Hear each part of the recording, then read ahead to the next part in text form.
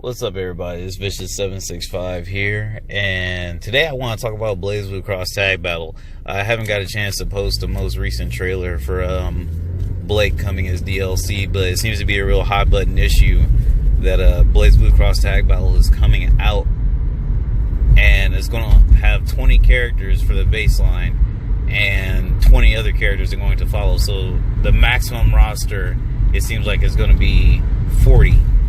And there's this guy, sorry I'm driving while recording this, but it's perfectly safe, don't worry. There's this guy that I kind of went a little bit tit for tat with on Twitter, and I just got tired and muted and unfollowed. He was saying that the only way they can make it right is for the game to cost $30 and then for the DLC to cost $30. And to me, that's just fucking... You know what? I don't know. Something about that just seems bummy. Like, I hate when people bum about shit like DLC characters nowadays. Like, I used to be that way when I was in high school. And, you know, I kind of had a right to be that way because there was some shit going on when I was in high school that was a bit wacky. Like, Street Fighter 4 and Marvel vs. Capcom, for instance. When I was in high school, I think it was about like my sophomore year, Street Fighter 4 it came out, and then the next year we got Super Street Fighter 4. And the reason why I'm bringing this up is he's saying that Arc gets a pass because it doesn't, you know, fuck us over as much as Capcom, but it's just as bad. Like, I disagree. There was a point where, you know, I would say, yeah, you're correct, because Blazblue Continuum Shift, man, that game will fucking rip you for... Look, it had 2 expansions. One of them was free, but it had 4 DLC characters, and they were all $8, $8 to $13, I actually think, because they came with the unlimited version and all the extra colors, which was bogus, you know. I'm not saying that it wasn't bogus, but I'm saying at the time, you know, I guess it was kind of following the leader, because Super Street Fighter 4, it came out, what was it, 2011? Super Street Fighter 4, it came out, and it did not bring any of the costumes that you got from Street Fighter 4. See, if you had purchased the costumes, which there are about 4 or 5 costume packs, I believe, for Street Fighter 4, that you could get. If you had purchased them, I believe they had transferred over to Super Street Fighter 4, which is fine, right? Here's the thing. This is what's fucked up about that.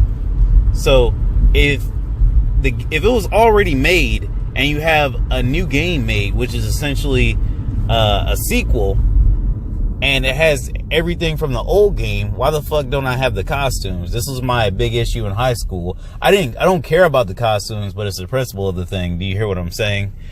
Then there was Marvel vs. Capcom 3, when they said they would do DLC characters, and we got Shuma Gorath and Jill, and then they just decided to come out with Ultimate instead of doing the DLC thing, which, you know, I guess, you know, that gave them some money, some revenue back, but that's whatever. That's subjective. I don't know, like, how that came to be honest. Like, I had to do some research on that. But what I'm trying to say is they've had a ton of malpractice.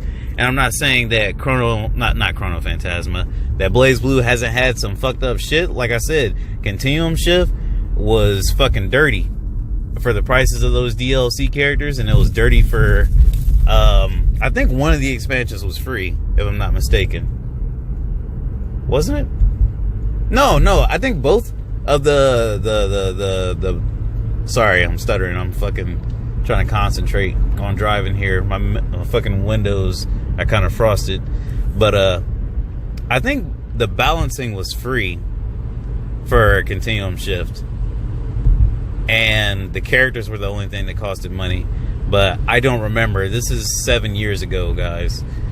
What I had to say about Blazblue Cross Tag Battle, though, I don't like that we didn't get the full Ruby cast first, right?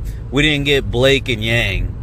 There's something off about that. It's like, what is going on? It kind of makes me think, are they underneath some sort of restrictions, or does Rooster Teeth or Atlas want them to put this game out at a certain amount of time. But basically, I hope that the season pass is no more than $20. I hope they do a season pass. That would be nice. Another thing that the guy brought up that I was talking to was that, you know, he said, what makes you think that they're going to do a season pass for $20 and they've never done anything like that before? Because everybody's fucking doing it, jackass. That's what I was thinking, but I wasn't trying to be rude. And it's true. Everybody's doing it. Tekken's doing it. Marvel vs. Capcom is doing it. Which, that's another thing I'll point out about Marvel vs. Capcom, or Capcom in general, is that they have 2 separate season passes for both characters and fucking costumes. You understand how stupid that is? Like, I got a season pass for Tekken, and albeit we haven't gotten any like real material, but if there was material to come out, you know, like costumes and characters, I got it. You gotta do 2 separate things for Marvel vs. Capcom. Not only that, but the Ultimate Edition, it came with some bullshit ass Infinity Stones. A lot of people were saying they look like Easter eggs, and they do. They look terrible, and they sold that for extra money. I don't think Arcsys is going to do anything like that. Hopefully, like I said, $20 for a pass, maybe even $15. Give us those other 20 characters.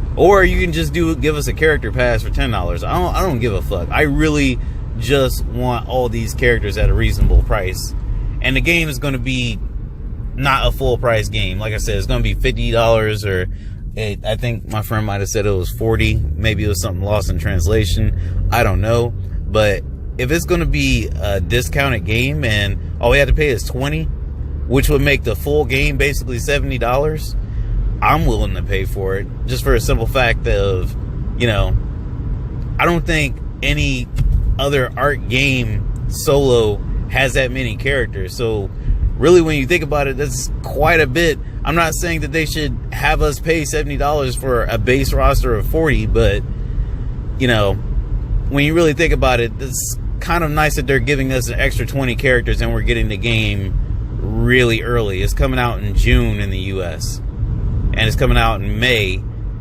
and in Japan. So that's just something to think about. But I don't know, I just felt like ranting because it's just been on my mind a little bit, like how he compared Arcsys to Capcom. You know, like I even thought about Chrono Phantasma, Central Fiction, and Rev. So Chrono Phantasma Extend came out, and there wasn't supposed to be an extension of it, but they made it, and I think they made it because PS4 came out. PS4 came out and they wanted to make an extension to put on PS4, and that makes sense to me. They also put it on PS3. That also makes sense. I'm cool with that.